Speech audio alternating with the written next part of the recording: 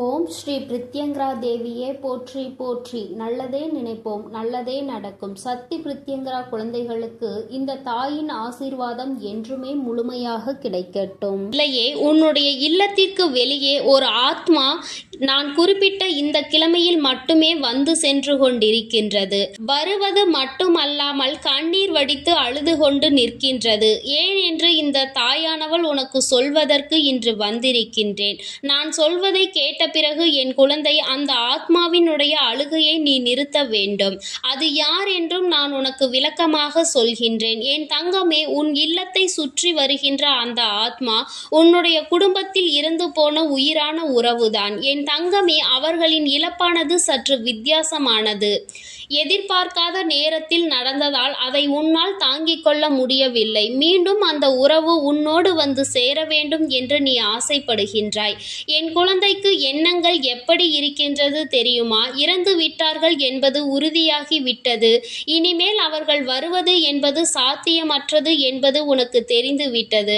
ஆனால் அவர்கள் ஆத்மாவாக இருந்தால் கூட என்னுடைய உடலிலாவது வந்து தங்கிக் கொள்ளட்டும், அல்லது என்னுடைய இல்லத்திலேயே நிரந்தரமாக இருக்கட்டும் என்கின்ற அளவிற்கு அவர்களின் மீது நீ அன்பு வைத்து நினைத்து கொண்டிருக்கின்றாய். என் குழந்தையே, நீ நினைப்பது போலதான் அந்த ஆத்மா உன் இல்லத்திற்குள் வருவதற்கு முயற்சி செய்து கொண்டிருக்கின்றார்கள்.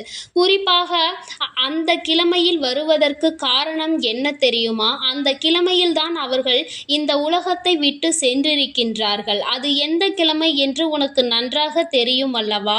அதனால் என் தங்கமே, நீ மற்ற நாட்களில் உன்னுடைய மனதிற்குள் அவர்களை பற்றிய எண்ணங்களை வைத்திருந்தாலும் குறிப்பிட்ட இந்த கிழமையில் அவர்களை பற்றிய எண்ணத்தை நீ தவிர்க்க வேண்டும். என் பிள்ளையே, நீ நினைக்கலாம், அம்மா நீ எளிதாக சொல்லிவிடுவாய் அவர்களை பற்றிய எண்ணங்களை தவிர்த்து விடு என்று. ஆனால் ஒரு நொடி கூட என்னால் அவர்களை பற்றிய நினைப்பினை அகற்ற முடியாது. நான் என்னாலும் அந்த உறவை பற்றி தான் சிந்தித்து கொண்டே இருக்கின்றேன். இந்த வாழ்க்கையை வாழவே எனக்கு பிடிக்கவில்லை. நானும் அவர்களோடு தான் சென்று சேர வேண்டும் என்று நினைத்தேன் என்று என் குழந்தை நீ மனதிற்குள் அழுது கொண்டிருக்கின்றாய். என் தங்கமே, நீ சொல்கின்ற விஷயங்கள் உனக்கு வேண்டுமானால் நியாயமானதாக இருக்கலாம். ஆனால் தெய்வத்தின் பார்வையில் இது மிகவும் தவறான விஷயம். காரணம் என்ன தெரியுமா? ஒரு ஆத்மா என்பது தங்க வேண்டிய இடம் இல்லமோ உன்னுடைய மனதோ கிடையாது. தனிப்பட்ட இடம் இருக்கின்றது. ஆத்மாவின் உலகம் அது அவர்களுக்கானது. மனிதன் எப்படி பூமியில் இருந்து தன்னுடைய வாழ்க்கையை ஆரம்பித்து இங்கே வழிநடத்தி சென்று கொண்டிருக்கின்றானோ அதுபோல ஆத்மாவிற்கும் சந்தோஷமான இடம் அவர்களின் உலகம்தான். அவர்கள் இங்கே இருந்தால் நிச்சயமாக சந்தோஷமாக இருக்க மாட்டார்கள். நீ இதை பற்றி யோசிக்காமல் அவர்களை பற்றிய எண்ணங்களை எல்லாம் விடுத்து உன்னுடைய மன நிம்மதிக்காக, கவலைகளை போக்குவதற்காக என்னாலும் அவர்களை பற்றியே நினைத்து அழுது கொண்டு அவர்களை உன் இல்லத்தை தேடி வர வைக்கின்றாய். ஆனால் அவர்களால் உன் இல்லத்திற்கு வர முடியவில்லை. ஓரிடத்தில் இருக்க முடியாமல் அங்கும் இங்கும் அலைந்து கொண்டு இருக்கின்றார்கள். ஆனால் அவர்களினுடைய மனது எப்படி இருக்கின்றது என்று தெரியுமா? என் தங்கமே, அவர்கள் நினைக்கின்றார்கள், என் குடும்பத்தில் உள்ளவர்கள் என்னை நினைத்து எப்பொழுதும் அழுது கொண்டிருப்பதனால் என்னால் அங்கே நிம்மதியாக இருக்க முடியவில்லை, என்னால் அதனை பார்க்க முடியவில்லை என்று அவர்கள் சொல்கின்றார்கள். அதனால் அவர்களை காண வேண்டும் என்ற ஆசையில் நான் அவர்களை தேடி ஓடி வருகின்றேன். ஆனால் தாயே, உங்களை தாண்டி என்னால் அந்த இல்லத்திற்குள் செல்ல முடியவில்லை. ஆனால் எனக்கு மன நிம்மதி இல்லாமல் போய்விட்டது. வாழும் காலத்தில்தான் எல்லாமே கஷ்டமாக இருந்தது என்று நினைத்தால் நான் இப்பொழுது இந்த உலகத்தை விட்டு சென்றுவிட்ட பிறகும் கூட நடக்கின்ற விஷயங்கள் எல்லாமே எனக்கு கஷ்டத்தை தான் கொடுக்கின்றது. நான் நல்லபடியாக தான் சென்றிருக்கிறேன். எனக்கு எதிர்பாராத மரணம் நேர்ந்தாலும் இப்பொழுது எல்லாவற்றையும் ஏற்றுக்கொண்டு என்னுடைய உலகத்தில் நான் வாழ தொடங்கிவிட்டேன். எனக்கும் தான் எனக்கு ஏற்பட்ட மரணம் பிடிக்கவில்லை என்று சொன்னால் மீண்டும் இந்த வாழ்க்கை எனக்கு கிடைத்து விடுமா என்ன? எது கிடைத்திருக்கின்றதோ அதை வைத்து சந்தோஷமாக இருக்க வேண்டும் என்கின்ற மனநிலைக்கு நான் என்றோ வந்துவிட்டேன். ஆனால் என்னுடைய குடும்பத்தில் உள்ளவர்கள் இன்னமும் அதை புரிந்து கொள்ள முடியாமல், என்னை மறக்க முடியாமல் தவித்து நிற்பது எனக்கு இன்னமும் மனவேதனையை கொடுத்து கொண்டிருக்கிறது. அவர்கள் இதனை அதனை எளிதாக நினைத்து விட்டார்கள். ஆனால் நான் என்னுடைய உலகத்திலும் சந்தோஷமாக இருக்க முடியாமல், இல்லத்திற்குள்ளும் நுழைய முடியாமல், இடையில் நின்று தத்தளித்து கொண்டு கண்ணீர் வடித்து கொண்டிருக்கிறேன். எனக்கு நான் வாழ வேண்டிய இடத்தில் சந்தோஷமாக வாழ வேண்டும், அதற்கு என்னுடைய குடும்பத்தில் உள்ளவர்கள் எனக்கு உதவி செய்ய வேண்டும் என்று உன்னுடைய பிரியமானவர்களினுடைய ஆத்மா அங்கே என்னிடத்தில் சொல்லிக் கொண்டது. உன்னுடைய இல்லத்திற்குள் அவர்களை வரவிடாமல் இந்த தாயானவள் நான் தடுத்து நிறுத்தி இருக்கின்றேன். அதனால்தான் உள்ளே வர முடியவில்லை என்று என்னிடத்தில் சொல்லிவிட்டார்கள். என் தங்கமே, நான் நிற்பதால் உன்னுடைய இல்லத்திற்குள் எந்த ஒரு தீய சக்தியும் நுழைய முடியாது. என் குழந்தையே, உனக்கு மிகவும் நெருக்கமானவர்களாக இருந்தாலும், உன் மனதிற்கு பிடித்தவர்களாக இருந்தாலும் ஒருவர் இறந்து விட்டார்கள் என்றால் அதன் பிறகு அவர்களினுடைய ஆத்மா சாந்தியடைய வேண்டும் என்பதை புரிந்துகொள். அதை விடுத்து அழுது புலம்பி ஒரு ஆத்மாவை நிம்மதியில்லாமல் செய்து உன்னுடைய இல்லத்திற்கு வரவழைத்து கொண்டிருக்கிறாய் என்பதை முதலில் நீ புரிந்துகொள். அந்த ஆத்மாவை அவர்களிடத்தில் தங்க விடாமல் நீ இப்படி அழைப்பதனால் அவர்களுக்கு அது எத்தனை கஷ்டத்தை கொடுத்திருக்கிறது என்று பார்த்தாயா?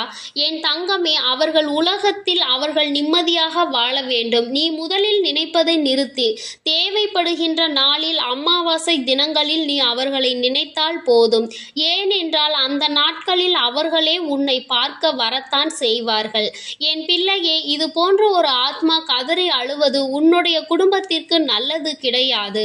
அவர்கள் உன்னுடைய குடும்பத்தில் உள்ளவர்கள், ஒரு நாளும் உனக்கு தீங்கு செய்ய மாட்டார்கள் என்று நீ சொல்லலாம்.